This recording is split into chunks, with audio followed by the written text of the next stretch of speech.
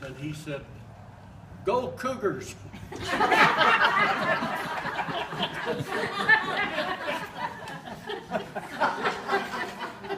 You know, men are going to mess up all the time, but married men know about it quicker.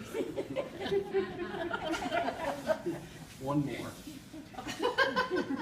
This guy went in the pet store and he said, "I'd like to buy a rabbit." And the clerk said, "Oh, rabbits are so pretty. Kids love them. We have brown rabbits, we have white rabbits, we have black rabbits. What color would you like?" And the guy said, "You know, the color doesn't matter. My boa constrictor loves them all." Okay,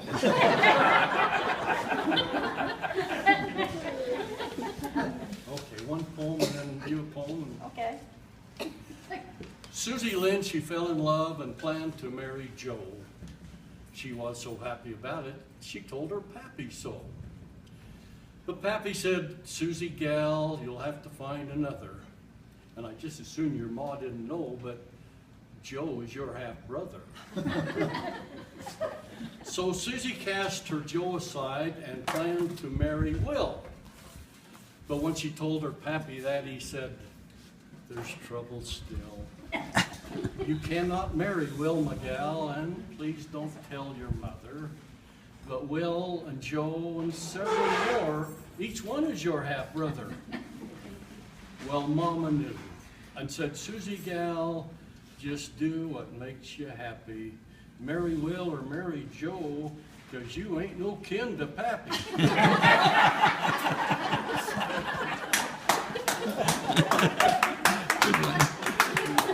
Discussing growing up on the ranch, and we were discussing the twins cooking. They'd learned to cook when they were 8 years old. And so I've got a story about them cooking, a poem I wrote I called Creamed Peas. When we moved on to the Cokeville Ranch, the twins were 8 years old.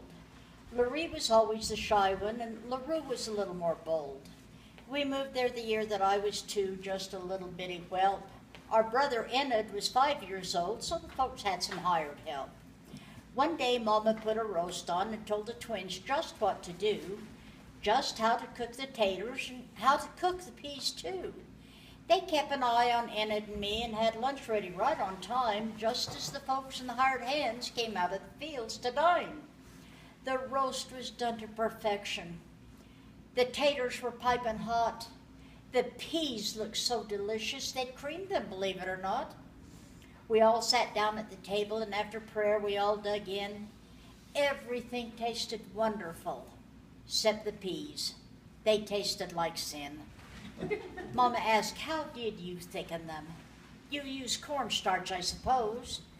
The twins said, "No, we used that other stuff you use when you starch our clothes." True story. There was another incident that happened a little after that I called Good Gravy. I know you're all probably thinking, "Boy, this girl likes food." You know, I give me 12 to 150 people I can cook for. 3 or 4 is hard. 2 is really hard to cook for. 1 is impossible. But I've always eaten from the 4 basic food groups: frozen, carbonated, plastic wrapped, and delivered. We were living on the Cokeville Ranch, 9 miles outside of town. We had our Saturday baths just after the sun went down. We had fresh running water that came from the pump in the yard, and our water heater was the old cook stove. Mama's days were long and hard.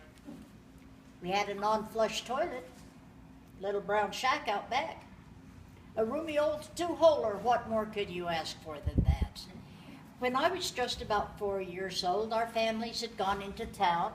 Uncle Max and I were home alone, and we cooked supper as the sun went down.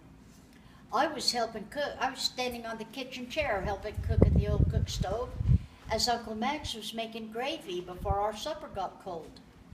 We saw a movement and looked up. There was a mouse on the curtain rod. He ran across it towards the stove, and I'm sure I saw him nod. Uncle Max grabbed the old fly swatter and swung at that little snipe, just as that mouse took a flying leap and landed on that hot stove pipe. He started doing a fancy dance. His little feet were getting hot. Then he took another leap and landed in our gravy pot.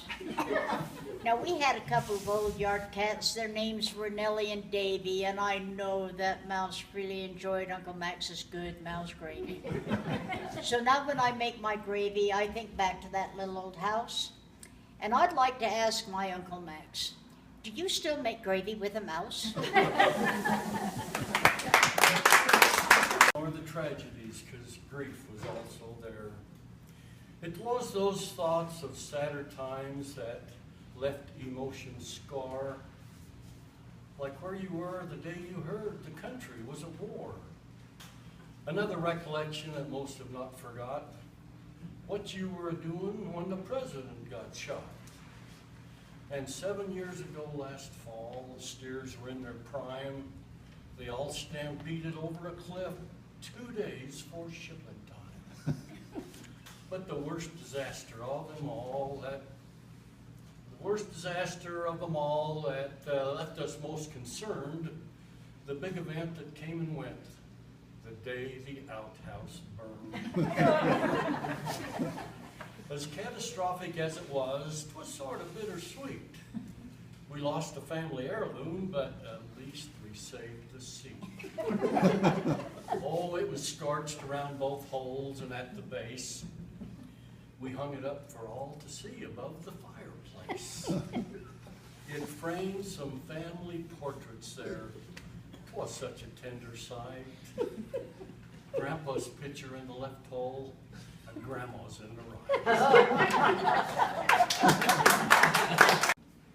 I'm just a country boy, a cornbread-loving country boy. I raise cane on Saturday, but I go to church on Sunday. It'd be the same in Hollywood or right in my own kitchen.